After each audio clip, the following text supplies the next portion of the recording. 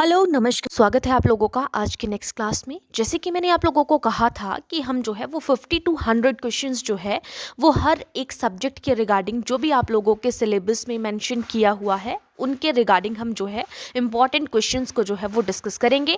तो मैंने 50 questions already आप लोगों के साथ जो है वो डिस्कस कर लिए हैं। नेक्स्ट 50 क्वेश्चंस जो है अब हम जो है आगे डिस्कस करने वाले हैं। तो चलिए स्टार्ट करते हैं और सारे के सारे क्वेश्चंस जो है आप लोगों के लिए बहुत ही ज़्यादा इंपॉर्टेंट रहने वाले हैं।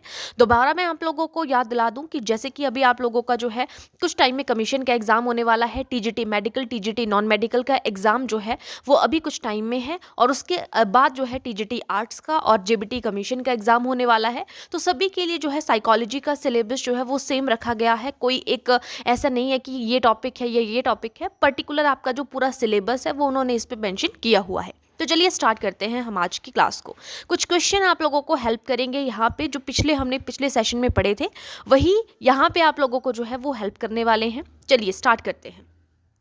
तो पहला क्वेश्चन हमारे पास यहाँ पे है आर्टिकल 21A। तो देखो, साइकोलॉजी के अलावा ये चीज़ आप लोगों ने पॉलिटी में भी पढ़ी है ना, तो वहाँ से भी आपको थोड़ा सा यहाँ पे पता लग जाएगा। क्या बोला गया है कि article 21A was added to the constitution by which amendment. तो देखिए हमारे पास कुछ अमेंडमेंट्स है, यानी कि संवैधानिक संशोधन की हम बात कर रहे हैं। तो यहाँ पे अनुच्छेद 21A की हम बात कर रहे हैं कि भारतीय संविधान के बारे में कि 21A ऐड हुआ था कॉन्स्टिट्यूशन में कौन सी अमेंडमेंट के अंदर, ये पूछा गया है। क्या 42वीं अमेंडमेंट के अंदर, 86th अमेंडमेंट के अंदर, 73rd या 62nd। ठीक है, यानी कि ये 4 अमेंडमेंट हमारे पास है। इन 4 अमेंडमेंट में से आर्टिकल 21A किस मतलब अमेंडमेंट में जो है वो ऐड हुआ था। तो यहाँ पे करेक्ट आंसर हो जाएगा option number B, 86th amendment यहाँ पर करेक्ट आंसर हो जाएगा। ठीक है, 86th अमेंडमेंट में जो आर्टिकल 21A है वो ऐड हुआ था कॉन्स्टिट्यूशन में। नेक्स्ट क्वेश्चन को देखते हैं। सेकंड क्वेश्चन है आरटीई के बारे में, राइट टू एजुकेशन एक्ट के बारे में आप लोगों ने पढ़ा है, जो कि हमें पता है कि कब आया था राइट टू एजुकेशन एक्ट, 2009 की हम बात करते हैं। Act prescribe the people teacher ratio at upper primary. अब यहाँ पे क्या बोला गया है, अपर प्राइमरी की बात कर रहे हैं। पिछले सेशन में मैंने आप लोगों को प्राइमरी टीचर की बताई थी, या प्राइमरी में हमारे पास पीपल टीचर रेशियो को पीटीआर की फॉर्म पे भी हम देखते हैं, कई बार शॉर्ट में दिया होता है और हमें याद नहीं रहता है कि ये क्या चीज़ है या समझ में नहीं आता है, तो पीपल टीचर रेशियो है। तो जब हम प्राइमरी की बात कर रहे थे तो प्राइमरी में पीपल टीचर रेशियो थी हमारे पास 30:1, यानी कि एक टीचर होगा 30 स्टूडेंट्स के ऊपर। अगर यहाँ पे मान लीजिए कि 31 या 32 भी हो जाते हैं तो हमारे टीचर कितने हो जाएंगे, 2 हो जाएंगे। 30 से ऊपर जो है वो, यानी कि 30-30 की रेशियो है, 30 स्टूडेंट पे एक टीचर, 60 स्टूडेंट पे 2 टीचर, इस तरीके से। ठीक है, और यहाँ पे क्या पूछा है, लेकिन अपर प्राइमरी की बात की गई है, तो अपर प्राइमरी में जो है वो 40:1, यानी कि option number D correct answer हो जाएगा। नेक्स्ट क्वेश्चन है विच policy introduced the concept of child centric education. जो बाल केंद्रित शिक्षा की हम बात कर रहे हैं वो किस पॉलिसी ने इंट्रोड्यूस किया था, ये वाला कॉन्सेप्ट जो है। एनपीई 1968, 1986, 2020 जो लेटेस्ट एनईपी है हमारे पास, या पीओए 1992। तो करेक्ट आंसर हो जाएगा यहाँ पे ऑप्शन नंबर बी, जो NPE 1986 national policy of education, पहले हम इसको एनपीई के नाम से जानते थे, अब हमने सिर्फ इसको एनईपी कर दिया है, नेशनल एजुकेशन पॉलिसी के तौर पे हम इसको पढ़ते हैं। तो 86 में हमारे पास जो है वो चाइल्ड सेंट्रिक एजुकेशन का कॉन्सेप्ट जो है वो इंट्रोड्यूस हो चुका था। ठीक है, नेक्स्ट क्वेश्चन है आरएमएसए। इसके बारे में हमने जो है वो प्रीवियस क्लास में भी पढ़ा था आरएमएसए के बारे में। तो आरएमएसए की फुल फॉर्म क्या है। आर से हमारे पास था राष्ट्रीय, एम से था हमारे पास माध्यमिक, एस से था शिक्षा और ए से था आयोग। तो राष्ट्रीय माध्यमिक शिक्षा आयोग वॉज लॉन्च्ड टू इम्प्रूव। ये आरएमएसए जो है वो लॉन्च किया गया था किस चीज़ को इम्प्रूव करने के लिए, सेकेंडरी एजुकेशन को, हायर एजुकेशन को, अर्ली चाइल्डहुड एजुकेशन को, या फिर अडल्ट एजुकेशन को। तो करेक्ट आंसर हो जाएगा सेकेंडरी एजुकेशन। सेकेंडरी एजुकेशन को माध्यमिक शिक्षा कहा जाता है, और इसकी फुल फॉर्म से ही ये चीज़ पता लग रही है। अगर आप लोगों को फुल फॉर्म पता है तो आप इजीली बता पाओगे, लेकिन अगर आपको फुल फॉर्म पता नहीं है तो आप इसका आंसर नहीं दे पाओगे। ठीक है, मैंने पिछली क्लास में भी आप लोगों को बताया था ये जो RMSA है लॉन्च कब हुआ था, ये किस चीज़ के लिए लॉन्च हुआ था, इम्प्रूव करने के लिए माध्यमिक शिक्षा को, ये मैंने आप लोगों को बता दिया। आप लोगों ने बताना है यहाँ पे अब कि ये जो लॉन्च हुआ था ये कब लॉन्च हुआ था, इसकी डेट बतानी है, ईयर बताना है कि कब लॉन्च हुआ है। मैंने आपको प्रीवियस क्लास में बताया हुआ है, अगर आप लोगों ने अच्छे से पढ़ा होगा, पूरी क्लास को आपने जो है वो एंड तक देखा होगा, तो आप लोगों को याद होगा कि कब किया है। ठीक है, चलिए नेक्स्ट क्वेश्चन पे देखते हैं। अब आ जाते हैं लर्निंग विदाउट बर्डन। आपको पता है कि बच्चों को सिखाना है लेकिन उनके ऊपर बर्डन नहीं डालना है, बिना बोझ के शिक्षा उनको देनी है। ये रिपोर्ट जो है वो किस चीज़ से एसोसिएटेड है, एसोसिएटेड विद राधाकृष्णन आयोग से, यशपाल कमेटी से, कोठारी कमीशन से, मुदालियर कमीशन से। तो किस चीज़ से रिलेटेड है ये यहाँ पे बोला गया है, रिपोर्ट एसोसिएट है किस चीज़ से। तो करेक्ट आंसर हो जाएगा option number B, Yashpal committee से रिलेटेड है। यशपाल कमेटी के अंदर बताया गया था यहाँ पे लर्निंग विदाउट बर्डन, कि बच्चों को लर्निंग करवानी है लेकिन विदाउट बर्डन होनी चाहिए। ठीक है, नेक्स्ट है द टर्म नेबरहुड स्कूल्स। ये जो टर्म है हमारे पास neighbourhood schools is linked to ये RTE 2009, NEP 2020, कोठारी कमीशन या CABE कमेटी। अब आप लोगों के लिए आज के सेशन पे जो है वो क्वेश्चन है, CABE जो कमेटी है यहाँ पे, इस CABE की फुल फॉर्म क्या है ये आप लोगों ने बताना है। यहाँ पे कमेंट सेक्शन पे सभी इसका आंसर करेंगे। ठीक है, जो स्टूडेंट्स रिस्पॉन्स करते हैं दैट मीन्स कि वो जो है वो बहुत ही ज़्यादा जो है वो पंक्चुअल हैं टाइम के भी, और उनको जो है वो अच्छे से जो है बोलते हैं ना शिद्दत से पढ़ाई कर रहे हैं। ठीक है, मेरा इसमें कोई बेनिफिट नहीं है, आप लोग अगर आंसर करोगे आप लोगों के लिए ही अच्छा है।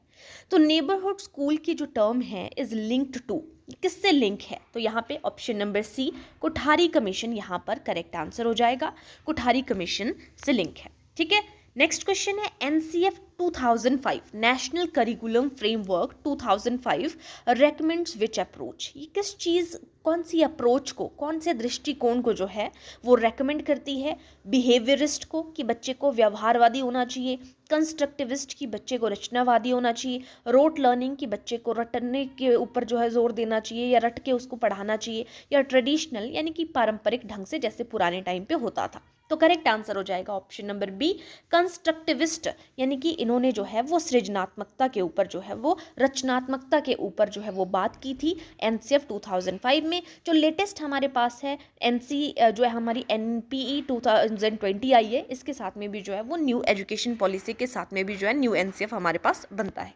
ठीक है, नेक्स्ट क्वेश्चन है हमारे पास question number 8, which of the following provides open schooling in India. Open schooling जो है वो इंडिया में कौन जो है वो प्रोवाइड करता है। SCERT, NCERT ये बोर्ड है अपने आप में, NIOS या UGC। ठीक है, तो यहाँ पे किसकी बात कर रहे हैं, ओपन स्कूलिंग जो है इंडिया में कौन ये करता है। तो आपने देखा होगा बोला जाता है ना NIOS का सिलेबस पढ़ा जाए, है ना, तो NIOS जो है वो ओपन स्कूलिंग प्रोवाइड करता है हमारी इंडिया में। तो ऑप्शन नंबर सी जो है वो करेक्ट हो जाएगा। नेक्स्ट क्वेश्चन है हमारे पास mid day meal scheme. Mid day meal scheme के बारे में भी हमने जो है वो प्रीवियस क्लास में पढ़ा हुआ है, MDM के नाम से हम इसे जानते थे। तो यहाँ पे मिड डे मील स्कीम जो है वो नेशनलाइज्ड हुई थी, पूरे नेशन में हुई थी। कब हुई थी नेशनलाइज्ड, तो ये आई थी, इसका राष्ट्रीयकरण हुआ था 1995। MDM scheme was nationalised in 1995। Option number B correct answer हो जाएगा। नेक्स्ट है समग्र शिक्षा, इंटीग्रेट। जो समग्र शिक्षा है इसमें इंटीग्रेट किया गया था, ये क्या क्या चीज़ें इसमें इकट्ठी की गई थी, एकीकृत की गई थी। तो इंटीग्रेट का मतलब है, देखिए हमने पिछली क्लास में भी पढ़ा था जिसे समग्र शिक्षा किस किस को कहा जाता है। तो हमारा जो SSA है सर्व शिक्षा अभियान, साथ में हमारा RMSA है राष्ट्रीय माध्यमिक शिक्षा आयोग, और साथ में टीचर एजुकेशन। ठीक है, तो option number D correct answer हो जाएगा यहाँ पे, TE यानी कि टीचर एजुकेशन। इसे हम क्या कहेंगे, समग्र शिक्षा इंटीग्रेट करती है इन तीनों चीज़ों को। नेक्स्ट क्वेश्चन है who recommended common school system. ये हमने ऑलरेडी, ये क्वेश्चन हमने पहले भी पढ़ा था कि कॉमन स्कूल सिस्टम जो है वो कौन रेकमेंड करता है, किस कमीशन के अंदर जो है वो ये चीज़ कही गई थी। तो मुदालियर कमीशन के अंदर, कोठारी कमीशन के अंदर, राधाकृष्णन कमीशन या CABE। ठीक है, तो करेक्ट आंसर यहाँ पर हो जाएगा option number B, Kothari commission में कॉमन स्कूल सिस्टम के बारे में जो है वो बताया गया है। नेक्स्ट क्वेश्चन है which article prohibits discrimination in educational institutions. कौन सा आर्टिकल है जो प्रतिरोध या प्रतिषेध करता है, मना करता है कि एजुकेशनल इंस्टीट्यूशन में, शैक्षणिक संस्थानों में डिस्क्रिमिनेशन नहीं होनी चाहिए? कौन इस चीज़ का विरोध करता है? यहाँ पे आर्टिकल 14, 15, 19 या 25। करेक्ट आंसर हो जाएगा ऑप्शन नंबर बी, आर्टिकल 15 जो है ये इस चीज़ का जो है इस चीज़ के ऊपर रोक लगाता है। ठीक है, ये मना करता है कि कोई भी प्रकार का जो है वो यहाँ पे नहीं होना चाहिए भेदभाव। ठीक है, अब है क्वेश्चन नंबर 13। ईसीसी के बारे में हमने ऑलरेडी पहले पढ़ा है, इसकी फुल फॉर्म यहाँ पर पूछी गई है। तो ईसीसीई रेफर्स टू, इसकी फुल फॉर्म हो जाएगी early childhood care and education, जिसे हम आंगनबाड़ी के तौर पे देखते हैं। नेक्स्ट है केजीवीपी, इसके बारे में भी मैंने आप लोगों को बताया था, कस्तूरबा गांधी बालिका विद्यालय के बारे में हम यहाँ पे बात कर रहे हैं। स्कूल्स आर मेंट फॉर, ये किसके लिए थे? जो डिसएडवांटेज्ड ग्रुप है वहाँ की लड़कियों के लिए, यानी कि option number C correct answer हो जाएगा, गर्ल्स फ्रॉम डिसएडवांटेज्ड ग्रुप। अलाभान्वित जो बालिकाएं हैं मार्जिनलाइज्ड ग्रुप के अंदर, जैसे आपकी SC ST या फिर अदर बैकवर्ड क्लासेस के हैं, है ना, ये सारे आते हैं यहाँ पे। नेक्स्ट है SCERT, ये जो SCERT है, जैसे NCERT एक बोर्ड है वैसे ही SCERT है, ये किस लेवल पे काम करता है? Mainly works at national level, district level, state level या पंचायत लेवल। तो ये जो है हमारे पास क्वेश्चन नंबर 15 में पूछा है, ये सिर्फ स्टेट लेवल पे काम करता है। Option number C correct answer हो जाएगा। आपने बोला होगा, देखा जाता है कोई भी एग्जाम करते हो कि NCERT की बुक्स पढ़ो, जो कि नेशनल लेवल पे देखी जाती है, हर जगह पर सेम होती है, लेकिन जो SCERT है वो सिर्फ स्टेट लेवल पे काम करता है। नेक्स्ट क्वेश्चन है CCE। CCE क्या है हमारे पास? Continuous comprehensive evaluation was introduced to reduce, इसको इंट्रोड्यूस किया गया था, जो हमारी नेशनल एजुकेशन पॉलिसी है 2020 के अंदर भी इस चीज़ के बारे में बोला गया है। तो CCE was introduced to reduce, किस चीज़ को कम करने के लिए जो है वो CCE को जो है इंट्रोड्यूस किया गया था? तो यहाँ पे एग्ज़ाम के स्ट्रेस को कम करने के लिए, कि बच्चे जो है वो एग्ज़ाम का स्ट्रेस ना लें, उस चीज़ को कम करने के लिए जो है ये CCE का कॉन्सेप्ट जो है वो लाया गया था। नेक्स्ट है नेशनल लिटरेसी मिशन, यानी कि राष्ट्रीय साक्षरता मिशन लॉन्च हुआ था। तो कब हुआ था? करेक्ट आंसर हो जाएगा 1988 में, यानी कि option number B correct answer हो जाएगा। इसे हम जो है वो NLM के तौर पे भी देखते हैं, national literacy mission 1988। Question number 17 का option number B. Next question है हमारे पास CBSE फंक्शंस अंडर। ये जो CBSE है, central board school of education की हम बात कर रहे हैं। सेकेंडरी एजुकेशन, स्कूल एजुकेशन नहीं, secondary board of central board of secondary education. Functions under NCERT, NCTE या मिनिस्ट्री ऑफ एजुकेशन या NIOS। ठीक है, तो करेक्ट आंसर हो जाएगा मिनिस्ट्री ऑफ एजुकेशन के अंडर जो है ये काम करता है CBSE। नेक्स्ट है डिजिटल इंडिया लॉन्च हुआ था 2015 में, ये क्वेश्चन हमने पढ़ा था पिछली क्लास में। किस चीज़ के लिए, किस चीज़ को प्रमोट करने के लिए डिजिटल इंडिया को लॉन्च किया गया था? ऑनलाइन शॉपिंग को, डिजिटल गवर्नेंस को, टीचर सैलरी सिस्टम को या सोशल मीडिया को? तो करेक्ट आंसर हो जाएगा option number B, digital governance को जो है लॉन्च, जो आपका डिजिटल इंडिया लॉन्च हुआ था डिजिटल गवर्नेंस को प्रमोट करने के लिए। नेक्स्ट है UDISC प्लस मेनली कलेक्ट्स। ये जो UDISC है ये मेनली कलेक्ट करता था क्या? मिड डे मील डाटा को कलेक्ट करने के लिए, हेल्थ के रिकॉर्ड के लिए, school infrastructure and enrolment data को, कि बच्चे कितने एनरोल हो रहे हैं या इंफ्रास्ट्रक्चर स्कूल में कितना है, या स्कॉलरशिप डाटा को। तो करेक्ट आंसर हो जाएगा ऑप्शन नंबर सी, UDISC जो है वो मेनली जो स्कूल का इंफ्रास्ट्रक्चर है और एनरोलमेंट डाटा की उस चीज़ के लिए जो है वो उस चीज़ को कलेक्ट करने के लिए था। नेक्स्ट क्वेश्चन है विच of the following ensure inclusive education. ठीक है, विच of the following inclusive education को कौन एंश्योर करता है? जो आपके सेपरेट स्कूल हैं वो करता है, मतलब वहाँ पे आप समावेशी शिक्षा को देखते हो, या पैरेलल क्लासरूम होने चाहिए सभी के लिए बराबर हैं, learning together in regular schools की सभी बच्चों को रेगुलर स्कूल में जो है वो लर्निंग करवाई जा रही है, या एक्सक्लूजन ऑफ CWSN, यानी कि जो चाइल्ड विद स्पेशल नीड्स है, CWSN का मतलब है चिल्ड्रन विद स्पेशल नीड, तो जो स्पेशल नीड वाले बच्चे हैं उनको एक्सक्लूड किया जाए, यानी कि उनको अलग अलग किया जाए। तो ये बोला है इंक्लूसिव एजुकेशन इंश्योर करती है किस चीज़ को? इंक्लूसिव एजुकेशन में हम बात करते हैं कि बच्चों को लर्निंग करवानी है रेगुलर स्कूल्स में एक साथ में। ओके, नेक्स्ट है question number 22। Preamble of India ensure, जो प्रियम्बल ऑफ इंडिया है, इंडिया की प्रस्तावना की बात कर रहे हैं, वो इस किस चीज़ को इंश्योर करती है? इक्वालिटी को, जस्टिस को, लिबर्टी को, all of the above. Correct answer हो जाएगा यहाँ पे ऑप्शन नंबर डी, इक्वालिटी यानी कि समानता, जस्टिस न्याय, लिबर्टी की बात वो यहाँ पे करते हैं। सारी ऑप्शंस करेक्ट हो जाएंगी। ओके, नेक्स्ट क्वेश्चन है question number 23।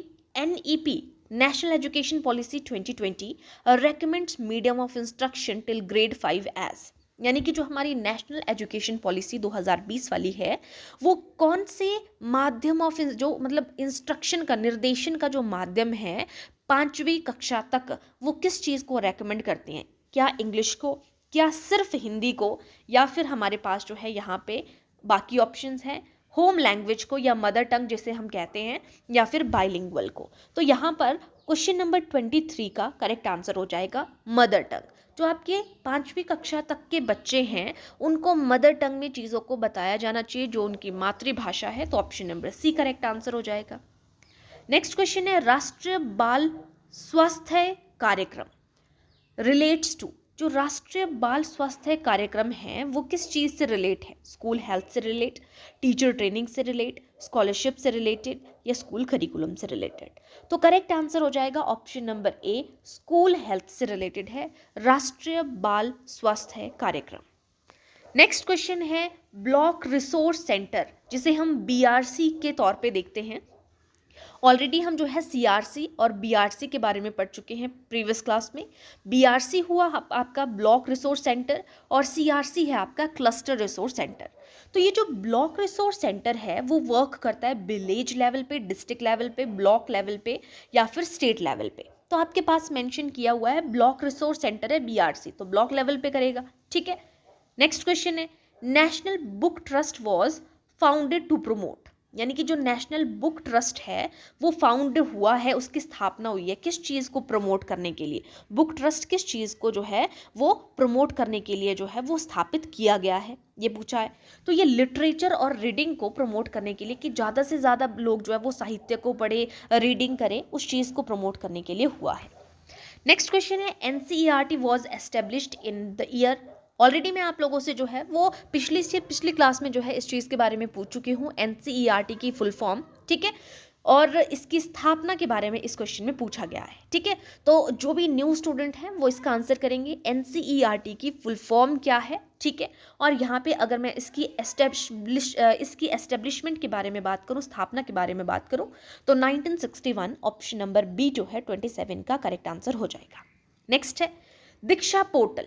Diksha portal is mainly for, ये जो दीक्षा पोर्टल है ये किसके लिए यूज़ हुआ है? ऑनलाइन टीचिंग के लिए, स्टूडेंट एग्जाम पेपर की क्रिएशन के लिए कि स्टूडेंट का एग्जाम पेपर कैसे क्रिएट होना चाहिए, सिलेबस को फॉर्म करने के लिए, मॉनिटरिंग, स्कूल बजट को मॉनिटर करने के लिए। तो करेक्ट आंसर हो जाएगा यहाँ पे ऑनलाइन टीचर ट्रेनिंग, यानी कि टीचर्स को ट्रेंड करने के लिए दीक्षा पोर्टल जो है वो यहाँ पे शुरू किया गया था। नेक्स्ट है क्वेश्चन नंबर 29।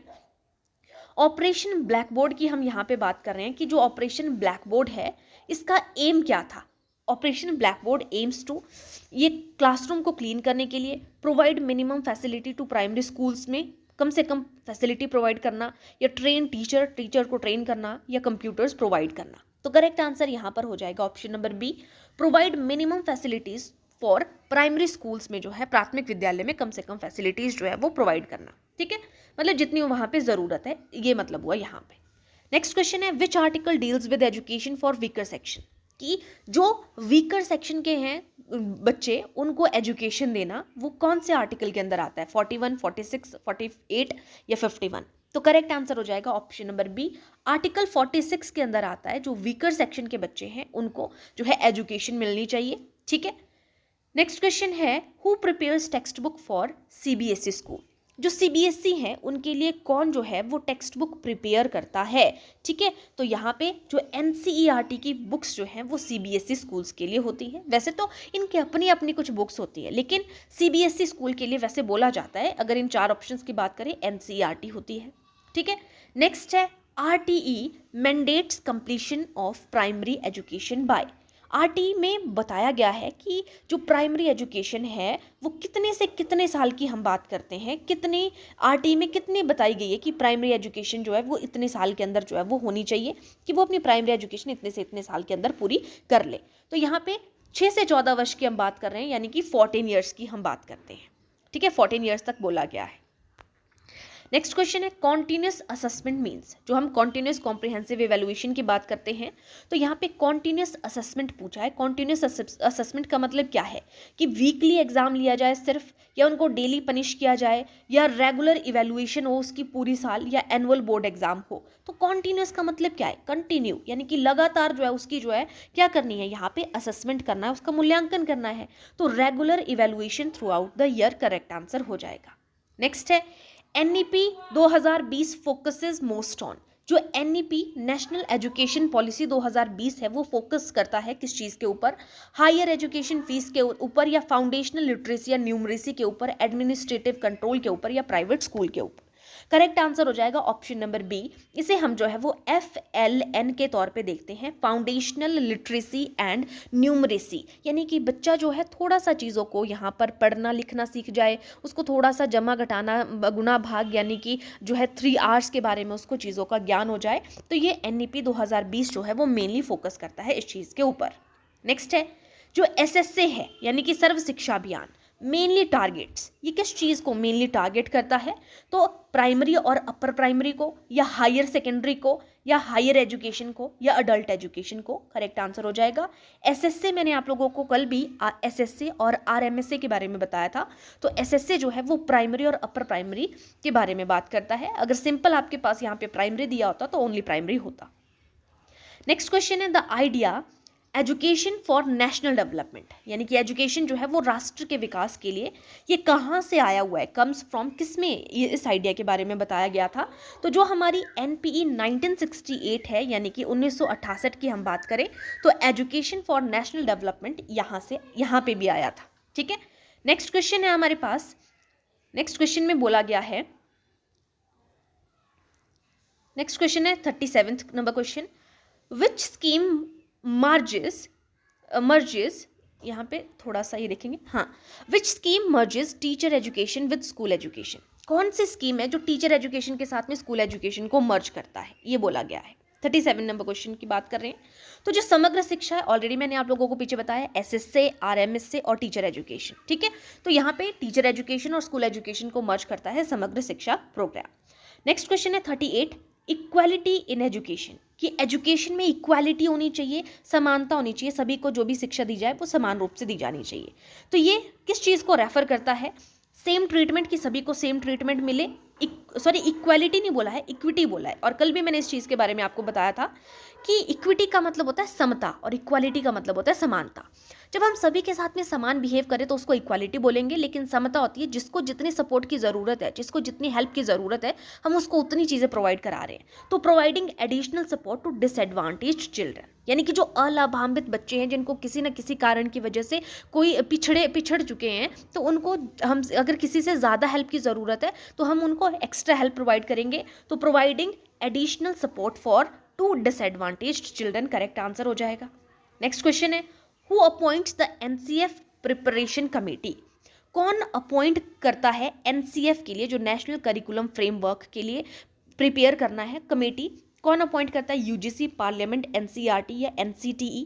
तो करेक्ट आंसर हो जाएगा यहाँ पे ऑप्शन नंबर सी, यहाँ पे NCERT जो है वो NCF प्रिपरेशन कमेटी को अपॉइंट करता है, ठीक है। 39 का option number C correct answer हो जाएगा। नेक्स्ट क्वेश्चन है क्वेश्चन नंबर 40 में बोला है inclusive education ensure. Inclusive education जो है वो क्या इंश्योर करती है कि सभी बच्चों को जो है वो क्या करना है, यहाँ पे शिक्षा प्रोवाइड करानी है, ये बात बोली जाती है। तो यहाँ पे ऑल लर्नर्स स्टडी टुगेदर, कि सभी बच्चों को जो है वो साथ में जो है वो स्टडी प्रोवाइड करानी है, ये बोला जाता है रेगुलर क्लासेस में, रेगुलर स्कूल्स में, ठीक है। नेक्स्ट क्वेश्चन है क्वेश्चन नंबर 41, नवोदय विद्यालय जिन्हें NVS कहा जाता है mainly M eight, Navodaya Vidyalaya किसके ऊपर एम करता है, तो नवोदय विद्यालय जो गांव के बच्चे होते हैं, ठीक है, जो टैलेंटेड स्टूडेंट्स होते हैं, रूरल टैलेंटेड स्टूडेंट्स को जो है वो मेनली पढ़ाते हैं, और ये 5th से आगे 6th से चलती है इनकी क्लासेस, PRT यहाँ पे नहीं होती है। विच मिशन एम्स एट FLN, कौन सा मिशन है जिसका एम है FLN, यानी कि फाउंडेशनल लिटरेसी एंड न्यूमरेसी, जिसके बारे में हमने अभी बात की, कई बार इसकी फुल फॉर्म भी पूछ ली जाती है। तो यहाँ पे जो निपुण भारत है, which means which mission aims at FLN, तो ये जो है निपुण भारत का एम है हमारे पास FLN यानी कि फाउंडेशनल लिटरेसी एंड न्यूमरेसी, कि बच्चों को फाउंडेशन प्रोवाइड करनी है, लिटरेसी एंड न्यूमरेसी प्रोवाइड करनी है। नेक्स्ट क्वेश्चन है विच पॉलिसी इंट्रोड्यूस्ड 3 लैंग्वेज फॉर्मूला, जो हमारा त्रिभाषीय सूत्र की हम बात करते हैं तो कौन सी पॉलिसी में इसको जो है वो इंट्रोड्यूस किया गया था, तो करेक्ट आंसर हो जाएगा जो हमारी NPE 1968 है, 1968 में ये जो 3 लैंग्वेज फॉर्मूला जो है वो इंट्रोड्यूस किया गया था। नेक्स्ट क्वेश्चन है school mapping is used for, school mapping जो है वो किसके लिए जो है वो इंट्रोड्यूस की गई थी, तो ये लोकेशन प्लानिंग ऑफ स्कूल, कि स्कूल की लोकेशन की प्लानिंग के लिए जो है ये इंट्रोड्यूस या यूज की गई था स्कूल मैपिंग। मैप से ही पता चल रहा है कि लोकेशन से रिलेटेड होगा। PTR स्टैंड्स फॉर, अभी मैंने आप लोगों के साथ में इसको जो है वो डिस्कस किया था, पीपल टीचर रेशियो की बात कर रहे हैं यहाँ पे, option number B correct answer हो जाएगा। नेक्स्ट है हमारे पास question number 46, national curriculum framework 2005 promotes, जो नेशनल करिकुलम NCF 2005 है वो क्या प्रमोट करता है, एग्जाम सेंट्रिक लर्निंग को या कंस्ट्रक्टिविज्म को, मेमोराइजेशन को या फिर कंपटीशन को। करेक्ट आंसर हो जाएगा यहाँ पे ऑप्शन नंबर बी रचनात्मकता, मैंने आप लोगों को पहले भी बताया था। Which organisation prepares teaching learning materials, कौन सी ऑर्गेनाइजेशन प्रिपेयर करती है टीचिंग लर्निंग मटेरियल को, तो हमारा NCERT, option number A correct answer हो जाएगा। Article 30 deals with rights of, जो आर्टिकल 30 है वो किस चीज़ के साथ में जो है वो डील करता है, तो यहाँ पे option number A minority to establish educational institutions, इनके साथ में माइनॉरिटी वाले जो है एजुकेशन में अगर कहीं पर शैक्षणिक संस्थानों में किसी के साथ में जो है वो भेदभाव हो रहा है ना, माइनॉरिटी, उनके साथ में जो है ये डील करता है। नेक्स्ट क्वेश्चन है आज का second last question, CWSN refers to, जो CWSN है वो किस चीज़ के साथ में क्या रेफर करता है, तो ये मैंने पहले भी आप लोगों को फुल फॉर्म बताई थी, चिल्ड्रन विद स्पेशल नीड्स, यानी कि option number A correct answer हो जाएगा। और आज का हमारा जो लास्ट क्वेश्चन है NEP यानी कि नेशनल एजुकेशन पॉलिसी 2020 इंट्रोड्यूसेस विच असेसमेंट पैटर्न, कौन से असेसमेंट पैटर्न को इंट्रोड्यूस करता है NEP 2020, high stakes annual exam को, हॉलिस्टिक प्रोग्रेस कार्ड को, ओनली MCQ टेस्ट लिए जाए इस चीज़ को, या वीकली बोर्ड एग्जाम हो, हर वीक पे जो है वो बोर्ड एग्जाम हो, तो ये किस एजुकेशन या असेसमेंट पैटर्न को इंट्रोड्यूस करता है हमारा NEP। तो ये जो नेशनल एजुकेशन पॉलिसी 2020 है ये बच्चे की समग्र शिक्षा के बारे में या फिर उसका ओवरऑल डेवलपमेंट, यानी कि जिसे हम हॉलिस्टिक प्रोग्रेस कार्ड भी कहते हैं, 360 प्रोग्रेस कार्ड भी हम इसको बोलते हैं, तो ये इस पूरी चीज़ को जो है वो कवर करता है, तो option number B correct answer हो जाएगा। तो दोस्तों ये थी हमारी आज की क्लास जिसमें हमने जो है वो कंप्लीट 50 क्वेश्चंस को जो है वो डिस्कस किया है, और ये सारी की सारी जो भी आप लोगों के लिए मैंने जो आपका कंटेम्प्रेरी इंडियन एजुकेशन से रिलेटेड अभी तक हम टोटल 100 क्वेश्चंस को जो है वो डिस्कस कर चुके हैं। आप लोगों को यहाँ से आइडिया लग रहा होगा कि किस तरीके के क्वेश्चंस जो है वो आप लोगों से यहाँ पे पूछे जाते हैं, और भी क्वेश्चंस जो है वो मैं सोच रही हूँ कि यहाँ पे 50 क्वेश्चंस हम जो है वो और डिस्कस कर लें, क्योंकि कुछ टॉपिक्स मुझे लग रहे हैं कि आपको और पता होना चाहिए इस चीज़ के बारे में। तो आज के लिए इतना ही। इसी तरीके से साइकोलॉजी की ही सीरीज में आप लोगों के लिए कुछ टाइम कंटिन्यू करूंगी कि मैक्सिमम स्टूडेंट का जो है वो साइकोलॉजी के रिगार्डिंग जो है वो ये आया कि हमें साइकोलॉजी के क्वेश्चंस करने हैं। ठीक है, चलिए तो आज के लिए इतना ही। लास्ट तक वीडियो को जरूर देखना। अगर वीडियो पसंद आती है प्लीज़ वीडियो को लाइक करिएगा और चैनल को सब्सक्राइब करना मत भूलिएगा। Thank you.